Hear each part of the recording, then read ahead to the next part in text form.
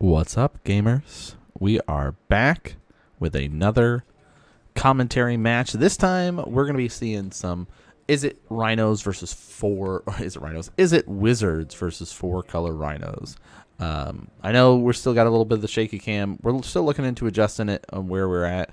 I have some ideas for future videos, so we got a couple that are still a little shaky, but bear with us. Sadly, the additional iPhone that we had to keep track of life totals died in the final round of the tournament. So I'm doing my best to recreate the life totals by paying attention to the match and doing things like that. So there might be a few mistakes. If you notice any, leave a comment. Let us know. Also, if you've been enjoying the content, please subscribe, follow, spread the word. It would greatly be appreciated. We finally reached up to over 600 subscribers here. We're on that push, trying to get up to 1,000, which would be awesome if we can get there. But people that like Modern, people that like Magic, let us know. What deck are you currently playing? Modern Horizons 3 is coming out soon, so things are going to get crazy. This, of course, did take place a few weeks ago, basically right after the banning. I put together a 4 Color Rhinos. It's essentially Bant Rhinos, but not. There are some additions and tweaks that I'd like to make to it, but it is up. If you're wondering about Decklists, you could see there are links, so you could be able to find and check that out in the description on my Moxfiled there. You guys can check it out there. But if you're playing a blue deck, you're pretty much running 4 of Lorien Revealed. Island Cycling is good. Worst case, later on, you're paying 5 mana, draw 3 cards. It's very rare that you're going to cast it for that, but sometimes you might force it. Try to just kind of get an advantage. But usually, if that happens, you're letting your guard down, unless you're running ways to interact with your opponent, like force a negation, things along those lines. But all right, turn 3. That's usually when players would start doing their Rhino shenanigans. We are no longer able to do that at instant speed, more or less, with a few exceptions here. This helps us be able to do that at instant speed by doing that. Also, it messes up our opponent who's playing a wizard deck. I'm seeing blue-red at this point, not really any indication. There's no Ragavans, there's no Dragon Rage Channelers to kind of lean it towards information that it's Murktide based on kind of the cards that have been played so far. So, it's kind of that, all right, let's see if this can stick. When you're usually fighting the counter war, it's going to be a lot of the land go, because you don't want to get in a situation where, like in that case, okay, now I'm tapped out, and now you have the kind of coast clear to cast a spell. Luckily, there's no spell that's cast this turn, so it's just kind of, all right, land go, and we're getting into it. I need to pick up the Surveil lands. I still haven't done that, but you're starting to see them a lot more in Modern, which is cool. Modern Horizons 3 is going to break Modern again. We'll see what happens with it. So if you're looking into Modern, I highly recommend, building some decks on Moxfiled. Look into just proxying up some decks for a little bit. Picking up fetch lands, certain ones are going to go down in price because Modern Horizons 3 will have fetch lands in it. They've already revealed that, so we know that is going to be the case. So it's usually about a month or so after the release of a set, once more stuff has been open. Gives prices time to kind of decrease. I do not recommend pre-ordering the fetch lands, but, might be worth considering picking them up if you haven't already.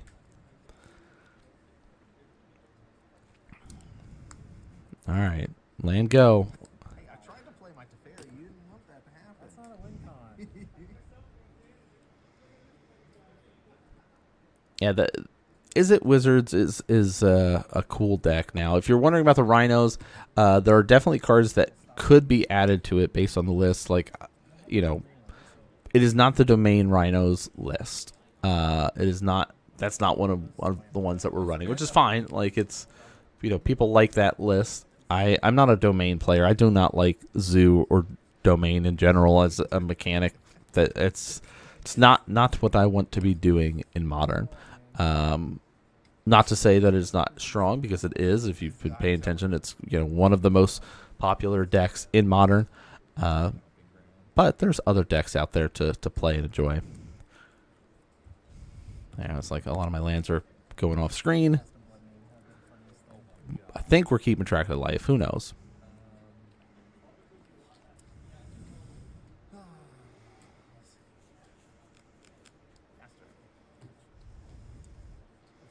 All right. It's an easy kind of build up here, but luckily there's, you know, timestamps if you want to jump to different games. I think we've been putting in timestamps. Maybe not. Who knows? But jump around in the video. If you're bored about the draw, go. But if you've never played the Control Magic, it can be fun because it is a lot of that planning and thinking. Expressive Iteration, amazing card. You know, look at your top three. Put one into exile that you can be able to play this turn. You know, one into your hand, one at the bottom. So usually, if you haven't made a land drop, players are just immediately putting a land there. And we see, looks like a counter spell and Flame of Anor. Yeah, so we put that in there, get a land that we can be able to play this turn.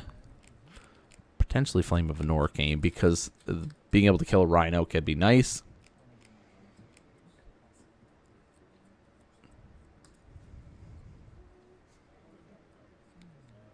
Yeah, but this is the difference between Izzet Wizards and Murktide, though. Is this, like, very passive. There's no threats currently out, right? There's no clock. No Ragavans coming, no Dragon Rage Channelers, no Murktide. So you're just kind of like, oh, all right.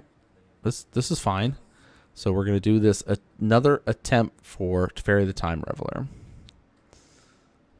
It's like, do we force some counter wars? If he lets this go and doesn't attempt to counter it, then he can no longer be able to basically counter my spells because he cannot cast things on instant speed. So it's basically just saying, all right, let's try that. So it does cost 2 less to cast. So for 1 blue, counter target spell, right? Unless his controller pays 3 mana.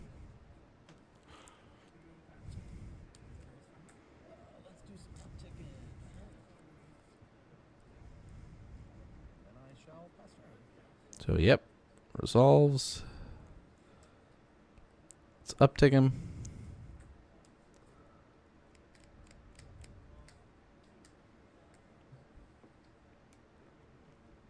So now the question is, okay, what threat does he try to deploy here to help him stay with it? Does have access to, you know, Snapcaster Mages and a couple other goodies that you get to be able to deploy. All right, there's a Bolt or Hadoken.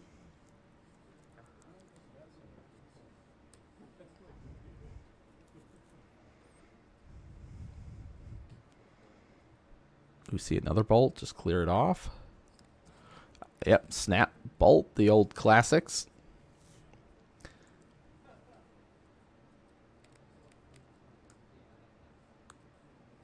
But we're going to attempt to do another Mystical Dispute. And this will also, like, hey, if you have counter magic, this is going to force you to use a lot more resources. So he says, yeah, I'll pay the 3. So, you know, it doesn't get countered. So at least have a body and a threat out now.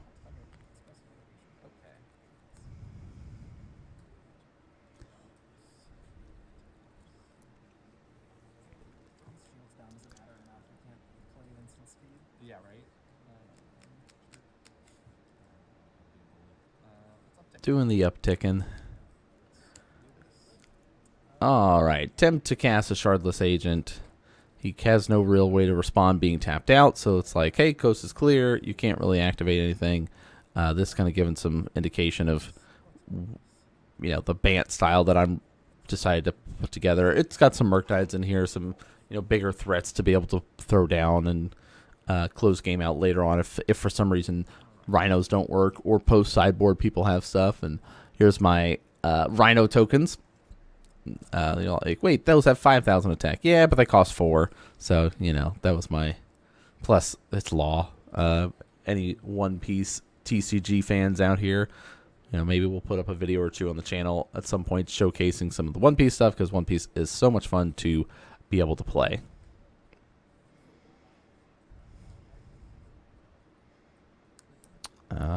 Doctor Who Preordain.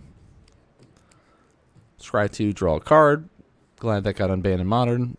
unban more cards because we should. The format's kind of crazy right now. There we go. Another bolt. Trying to take out Teferi, kind of clear the path. And hard casting. Force negation.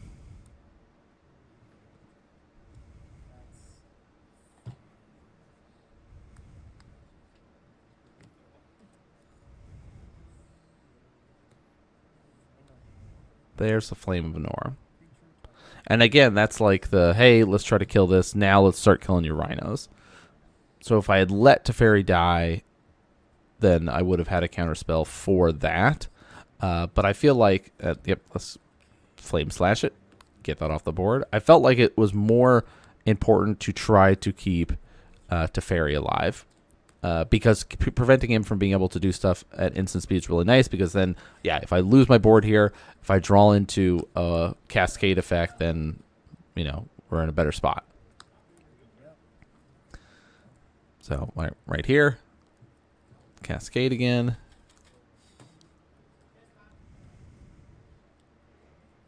Ardent Pleas are in there, as you saw. Bam, bam, bam. Where is it? This gives like pretty big indication of what is in the deck. One of the things that I would end up changing, that I think I mentioned earlier that I did not include in here, is the Leyline Bindings. I'll probably, if I play with this deck more, I'll add some Leyline Bindings, because that is something the deck is missing. You know, just kind of ways to help remove threats and things like that. Another prismatic and or expressive iteration to be able to dig for some resources here. Yeah, there, you know, just kind of setting things up. That's the thing about, like, the Izzet Wizard deck is passive in that regard. I don't know. I mean, it's like it feels similar to a Murktide deck without having the threats and the aggression. So without running it, you're running just kind of more reactionary counter spells and draw cards and deal bolts damage and, you know, react and respond in different ways.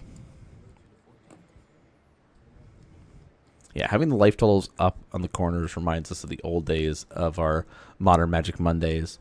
For anybody that's stuck around and watched since the early days, we used to do weekly streams over on Twitch.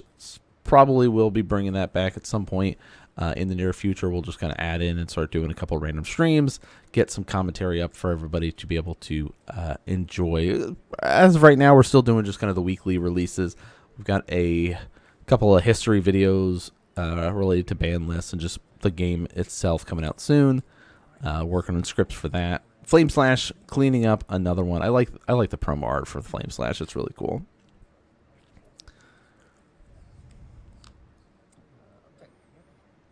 Yeah, Teferi definitely messes up a little bit of like what the Wizard deck's trying to do.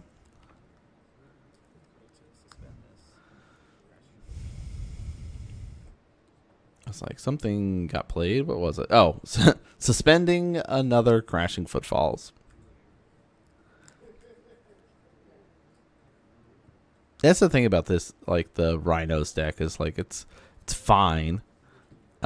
It's got threats with it, but it's like, I think I missed being able to use things like Preordain and stuff like that. So we're going to attempt to do some bouncing.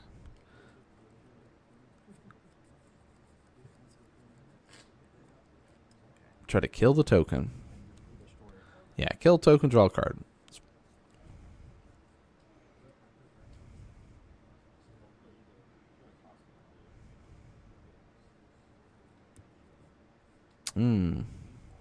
Fable of the Mirror Breaker. That card's so good.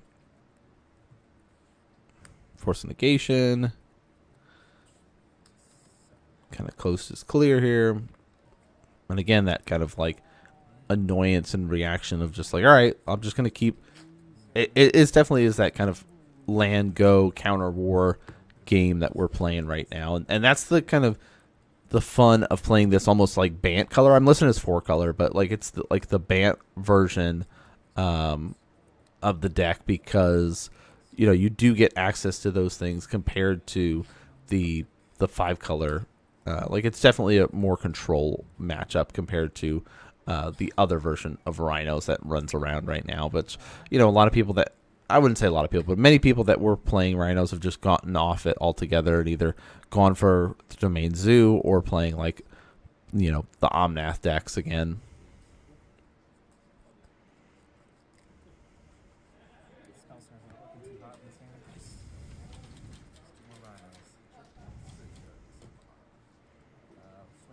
All right, more Rhinos coming. Yeah, I guess like in this case, like I could have bounced my Cascade effect and sped it up that way, because I would have drawn a card and then done that. But it's like, I don't know. I think it's get ahead type effect here. All right, this card is nuts. Tashana's Tidebinder, counter target activated or triggered ability, and then that artifact or creature that had that loses those abilities now. But it counts as a wizard, so Flame of Nor lets him be able to cast 2 of those modes instead, which is crazy.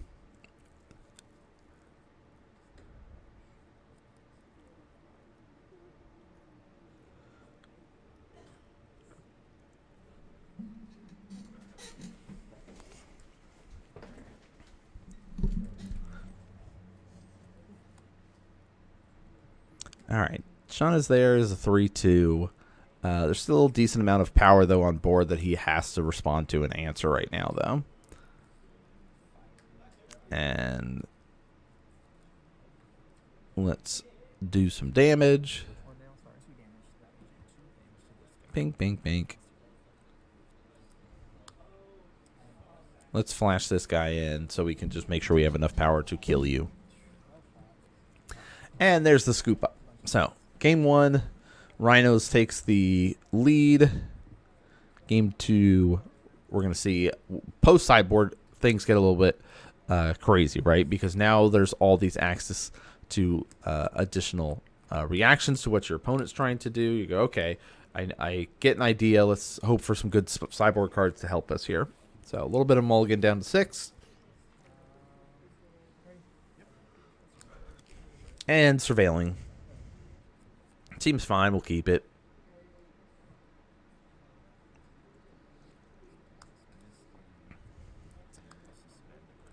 Fetch into a suspended Rhinos.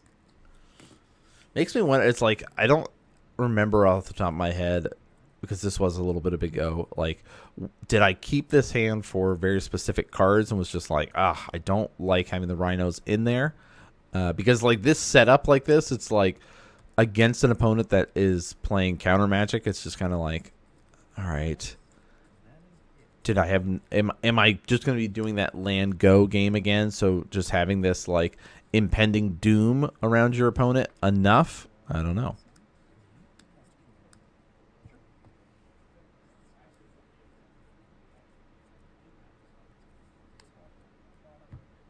Nice little scry, draw, put 1 top, 1 bottom. Oh, that's the sideboard stuff right there. Engineer Explosive for 0. Pay 2, destroy each non-land permanent with converted mana cost equal to the number of counters on Engineer Explosive. So, in this case, it is just kind of, hey, you have this impending doom of Rhinos. Well, I have this safety net that if you try to kill me with the Rhinos or attack me, I'm ready for it, and I'll just blow up your Rhinos.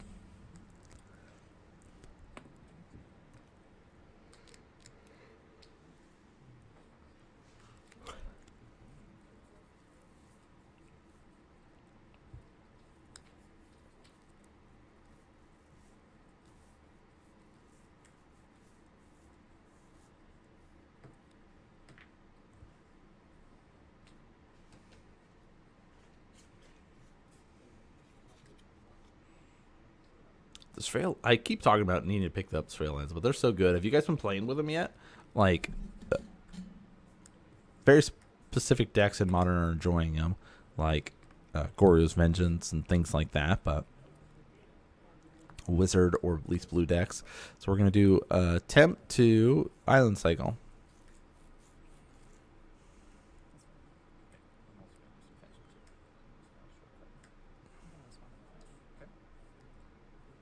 And this is where I get blown out. So not a Rhino player. This was pretty much the first time I played the deck, and got completely blown out by this. Hey, you can counter target activated ability. It doesn't have to be a creature or an artifact. It says, "Oh, I counter this." Yeah. Stifle on a creature, because I have stifled people in Legacy where I've been able to been like, oh, fetch, nah, that doesn't count. It doesn't work that way. So you basically have to fetch, pay the life, sacrifice it, which I don't remember if I lost a life or not. Which, leave a comment, let me know.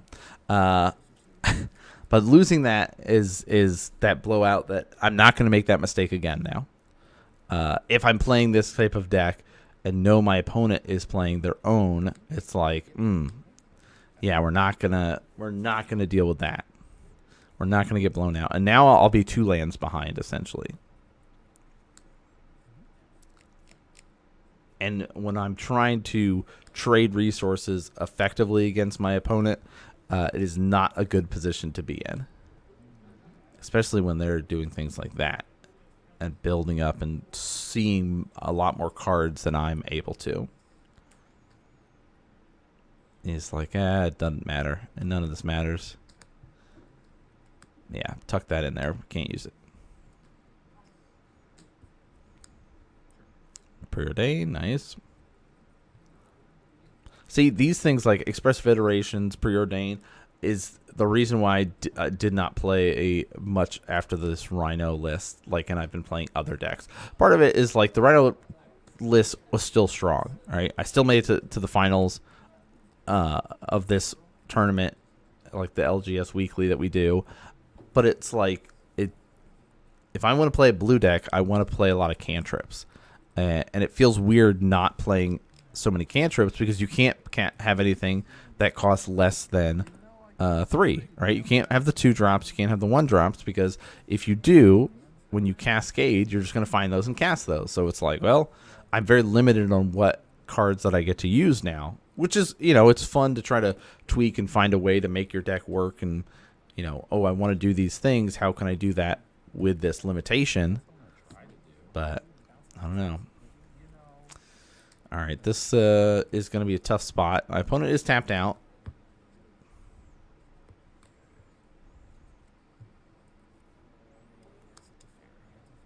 Teferi is very nice.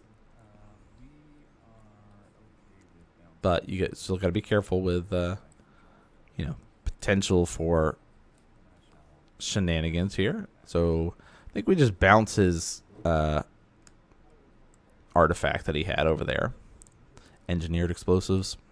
It's irrelevant. Doesn't really do much other than me drawing cards. But being down a land, I thought that was more important than not. I think my hand was not very good at that point, and doing that felt like it would matter more for me to draw a card. But maybe looking back now and looking at it, Engineered Explosive is going to go off no matter what. He's going to play it for 0, so it's not like me bouncing it is stopping him from killing my Rhinos. Me keeping the Teferi and making him spend more resources to kill it is probably the better route than me bouncing and returning that to his hand.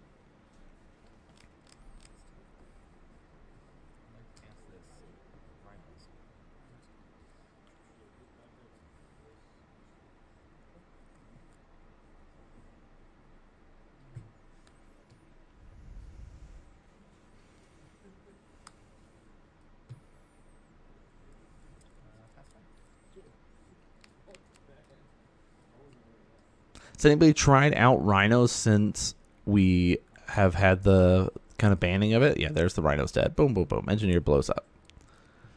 Still have 3 mana available in case I need to counter something, or assuming we have a counter spell. It's you got to play. You're playing against a blue deck, you got to sit there and assume that there is some interaction and ways to counter or mess with your opponents in some way, shape, or form. But land go is kind of the way it is.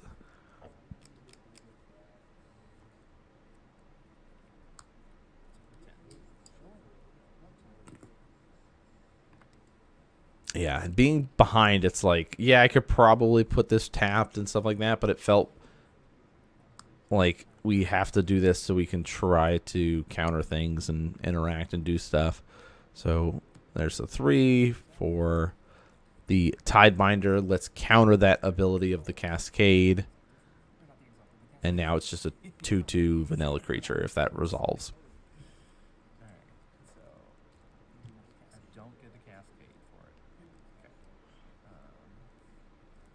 Yeah, even at this point, like the Rhino deck, and the thing that I noticed, my Bant version could improve some, but one thing that I did notice is that there are still plenty of games where you're just like, yeah, here's a Cascade spell, here's Rhinos, turn them sideways, do that a couple times, you lose, like, and just like some people just could not deal with that pressure. It kind of worked out like that in the first game. We'll see. We're trying to make something stick, but the Tidebinders are really messing with us.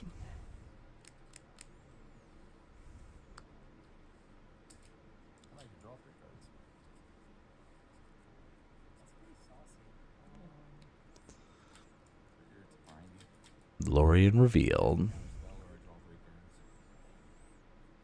You might be like, why would you be doing that? Why would you be casting that?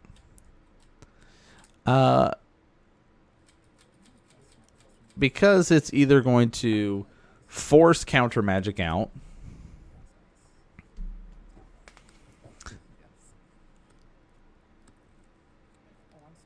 Oh yeah. Yeah, that was the I'm God Gamer right now. Let me tap your thing, draw a card, draw into the Spell Pierce that I did not have to counter that. Because in my brain of like, you know what? Shrug, either I get a counter spell out of your hand, which works out great in my favor because then I can cast something else, but also, I either draw 3 cards or get a counter spell. 1-for-1 trade, or I get card advantage there. So like it's a bad spot to be in of just getting blown out by the Spell Pierce there, but that was like very nice of decision making of our wizard player here to be like, okay, what are my outs if I don't want to commit counter spells to it, or I don't have counter spells to it, let's try to dig and see if we can find a way out of this. Oh, I tried to bounce this at first and go, oh wait, it's return something your opponent, which I don't remember what I ended up trying to return. Maybe there was something else off screen that I missed, but we're gonna cast it, so now we got at least a threat swinging for 4. Problem is that as cool as our little fairy is, he doesn't do everything that we need him to do, right? He's not going to be able to do the Bloxies and the things like that we want, so we're kind of in this awkward position here that we got to be like, all right, let's try to get a clock going. At least 4 damage coming every turn is nice.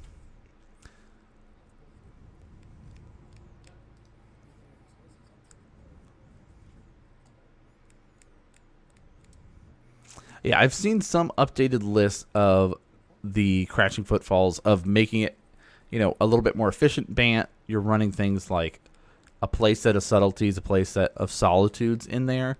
I was doing like the Murktide and things like that, but like I think, and like the Leyline bindings and stuff. So I think there is the potential for you to run like a very efficient style with this like Bant way of going and still be fine. Like I'll have to do some testing and do more of it at some point. But for the first attempt with it, like game 1, we got the first one. Now we're kind of trying to come back. We're at 4. We know that there's bolts in the deck. We know there's fire and ice and stuff like that. So it's like see what we can do. We've got a blocker. We're still swinging 4 every turn. Puts him to 8. Lots of mana untapped to try to do some countering. It's Tidebinder.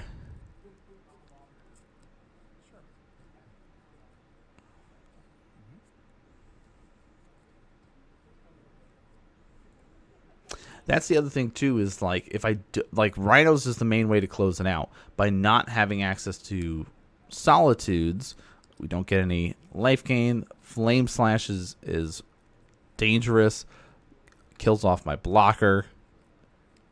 So I need a way to remove or a way to counter this to stay in it.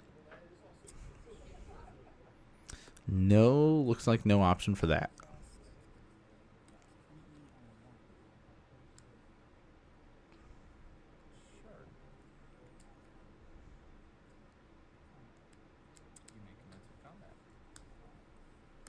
Yeah, turn things sideways. Let's attempt to mount something. Let's return that to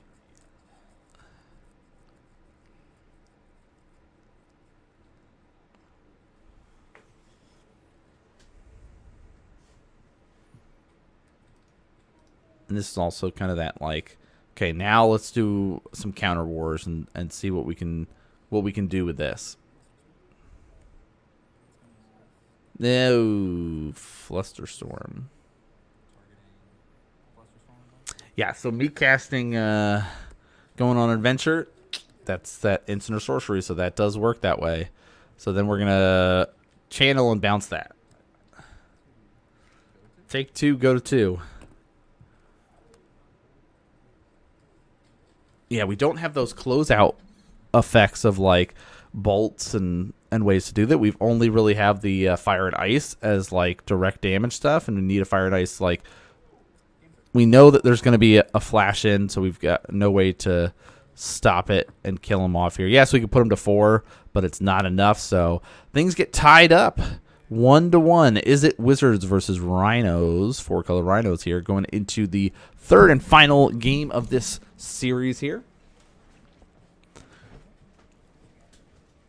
I'm noticing a lot of plays for the Rhinos that could be adjusted or changed. Part of it is the deck and learning the deck. That's the worst thing you want to see as a Rhino player and going, okay, what do you got to start with? Oh, you're just going to play an engineered on turn 1 for 0. Yeah.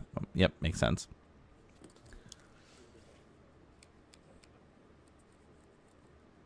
There are ways to deal with it. We have Beseju who endures. I don't think I brought in any Force of Vigors. Maybe I had 1, and I think I was also maybe worried, based on things. I didn't know if he had a Magus of the Moon or any Blood Moons. By being like a 4-color list like I was, I think I was nervous about it.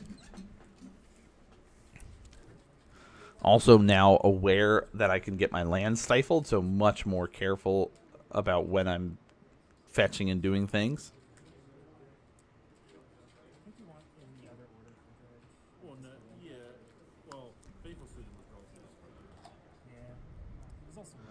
The Steam Vent's tapped here. Yeah, it's like Steam Vent's tapped is that indication of like, maybe I don't have anything that I can do. He knows that there's no direct counter spell of the double blue to be able to cast it because we can't run it in Rhinos. So it's like, okay, what could you have? You can have Mystical Dispute. That only costs essentially 1 mana if you're countering a blue spell.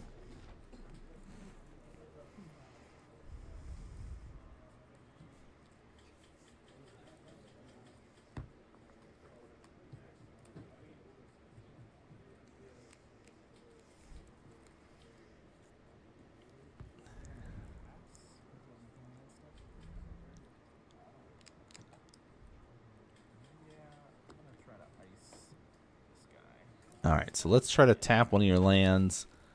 Tap target permanent, draw a card. So this is kind of that indication of, do you have a Spell Pierce? By telegraphing it this way, you're kind of like saying, hey, I'm trying to keep you off of your own counterspell magic on my turn. So you have float a red or something, or blue. I don't remember what he does.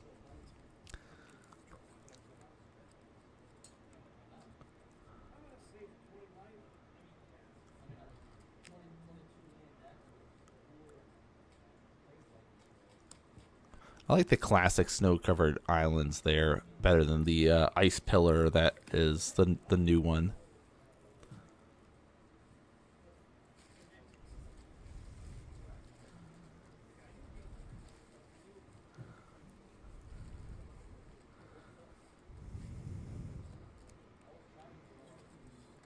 Yeah, this is the fetching for the basic because I'm nervous about Blood Moon or Blood Moon type effects. I think because of like the fetch of the snow covered island kind of brought it more on my radar of, oh, you could be doing that. So we're gonna do the attempt for Ardent Plea. No spell pierce here, so let's see what we can find. Oh, revealed a little Restoration Angel. I was trying out Restoration Angel, you know, with things like our subtlety and stuff.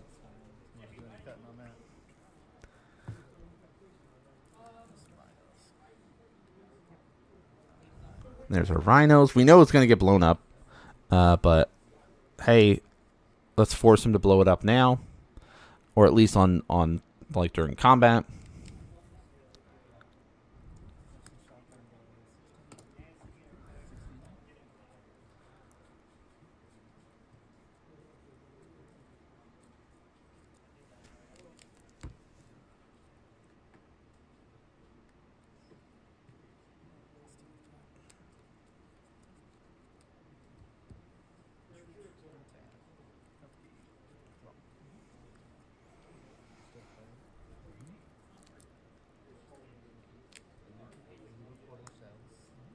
That's one of my favorite planes.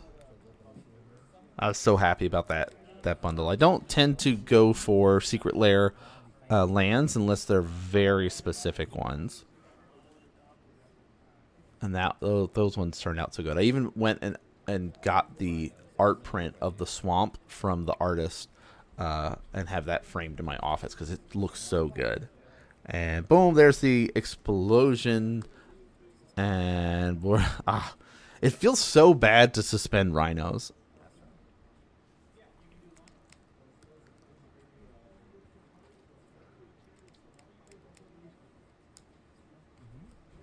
Survey the land, keep it on top.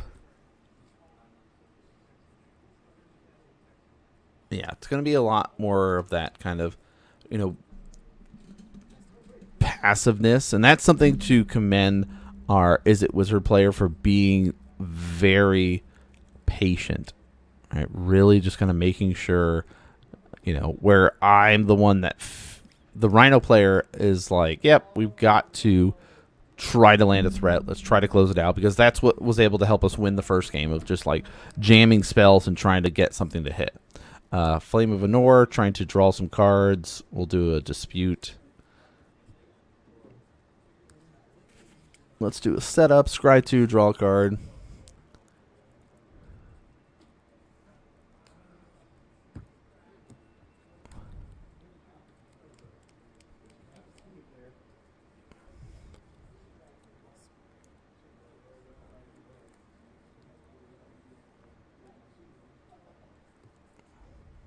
Yeah, still so much mana to have to deal with and fight through.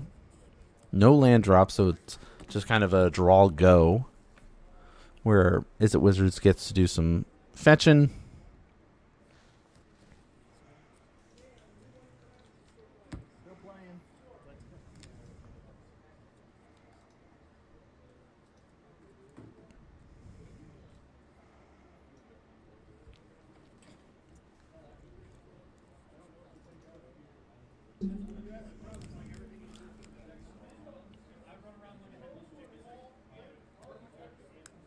All right, another setup card here, Expressive Iteration. We'd love to see the lands in the pile, just one though. We don't like seeing more than one, but seeing one is really nice.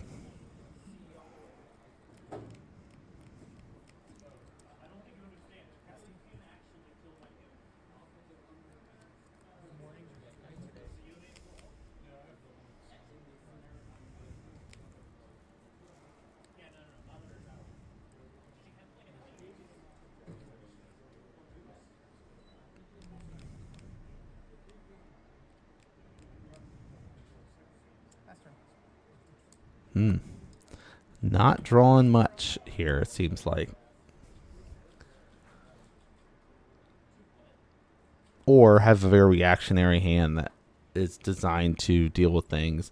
But it's like I like seeing those like setup cards. Like the Izzet Wizard deck is feeling better in this situation right now by just being like, okay, I'm digging, I'm setting up. Here's these preordains. Here's these, expressive iterations. So I can just like craft my information better. I have surveil lands, so I'm like setting up for this plan for turns to come and getting as much information as possible. There is the Crashing Footfalls coming out next turn, but lots of mana available for countering or for potentially destroying it. We're going to see.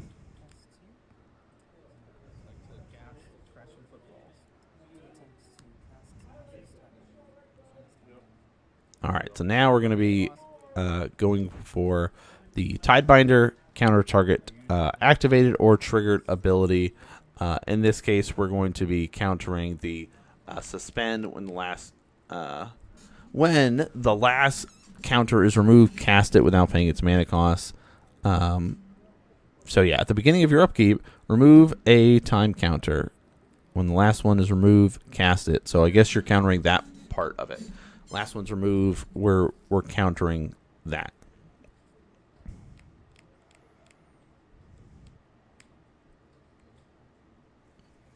Yeah, so they don't get to cast it. We're countering them being able to cast it. I don't know if it messes it up and it doesn't remove the time counter. I don't know. I'm not quite sure. Here's a Narset Part of Veils. I have been liking this a little bit more with people playing the One Ring, so I've been using it a little bit more in some of my blue decks, but it's met with a Spell Pierce. So it's like that question, do we say fine or not?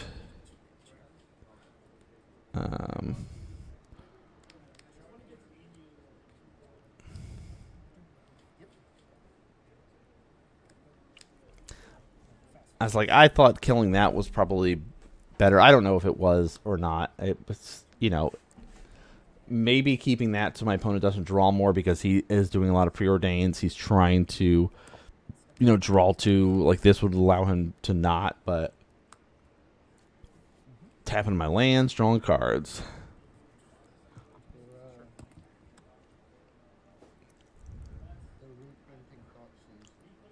I like Fire and Ice a lot. There's very few cards that I'm like, oh, I'm happy that this is printed in the Modern Horizon stuff. Really, it's like specific cards that oh, you already existed, and now you're just allowed to be in Modern. Yes, this seems fine. I'm happy with you. You be here. Some of these newer cards, I'm not as happy about, but we're gonna see what happens in Modern Horizons 3 because it's gonna mess things up. Snapcaster coming out here though. We'll go with the active player turn 0, time in the round. Have we been missing life total mess ups? Very possible. We're gonna find out.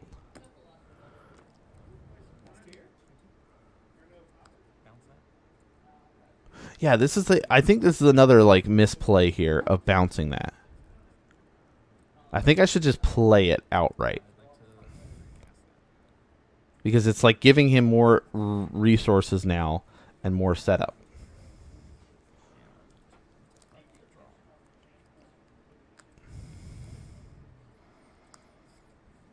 Yeah, starting to speed up a little bit. Combat, swinging for 4, Exalted Trigger.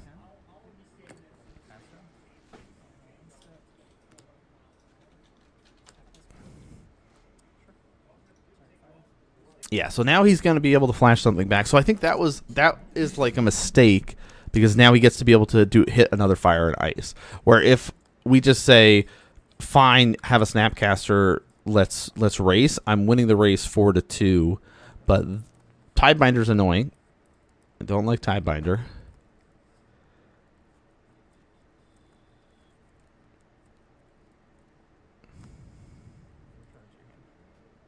And again, I think I just need to start casting them instead of doing this. Like I'm spending 5 mana to do this bounce and do this, but now you're set up so you can be able to potentially counter something else later or flash it in later. Like even this like fetch here, are you gonna counter that?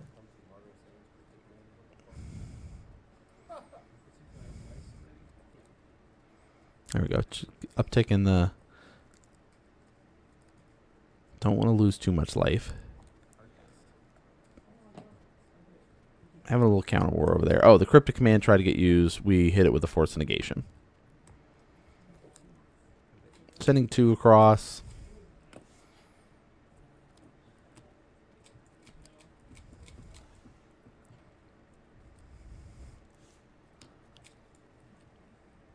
All right, turn 4. So either I have to win here or get a tie here. That's where we're at. He's at 10 and I'm at 13, give or take, more or less. Very likely we missed some life total stuff. We'll see. Attempt to play this, but because I bounced it to his hand, he gets to counter that. Which, having that would have been blockers, so I would have been okay.